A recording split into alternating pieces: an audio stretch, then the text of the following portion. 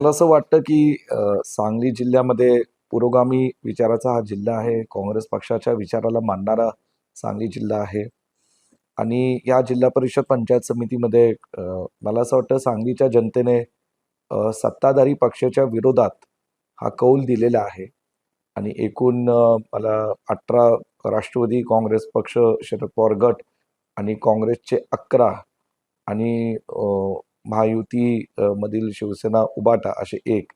म्हणून आम्ही जवळ-जवळ 50% ला पोहोचलेलो आहेत आणि मला असं वाटतं, की हा जनतेचा कौल फार चांगला आहे. अनेक ठिकाणी काही केवळ 2 आकड्याच्या फरकात जिल्हा परिषद आणि पंचायत समितीच्या सीटा ह्या काँग्रेस पक्षाच्या आणि महाविकास आघाडीच्या पराभूत झालेल्या आहेत.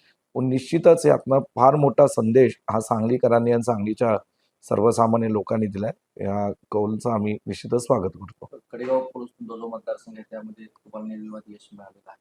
जनतेनं पुन्हा काँग्रेसच्या माझ्या पलूस कडेगाव मतदारसंघामध्ये दोन्ही तालुके पलूस आणि कडेगावमध्ये एकूण 8 जिल्हा परिषद च्या जागा होत्या आणि त्या अटीच्या अटीमध्ये काँग्रेस पक्षाला विजय मिळालेला आहे. स्वर्गीय पतंगरावजी कदम साहेबांच्या विचाराला लोकांनी यापूर्वीपासून सातत्याने साथ दिली, आधार दिलाय.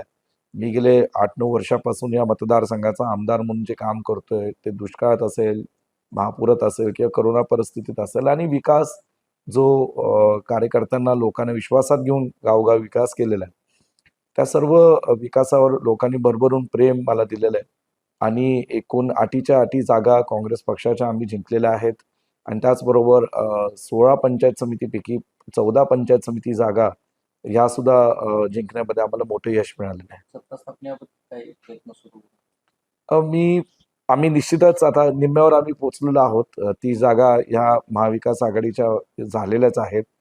आता 31 जागा, एक जागेसाठी आम्ही कशा पद्धतीने प्रयत्न करायचे याच्यात माझं जयंतराव पाटील साहेब जे राष्ट्रवादी काँग्रेस पक्षाचे राज्याचे नेते आहेत, सांगली जिल्ह्यातले वाळवा मतदारसंघाचे आमदार आहेत, त्यांच्याशी मी चर्चा केलेली आहे आणि निश्चितच आम्ही सत्ता सांगली जिल्ह्यामध्ये आणण्यासाठी प्रयत्न करू.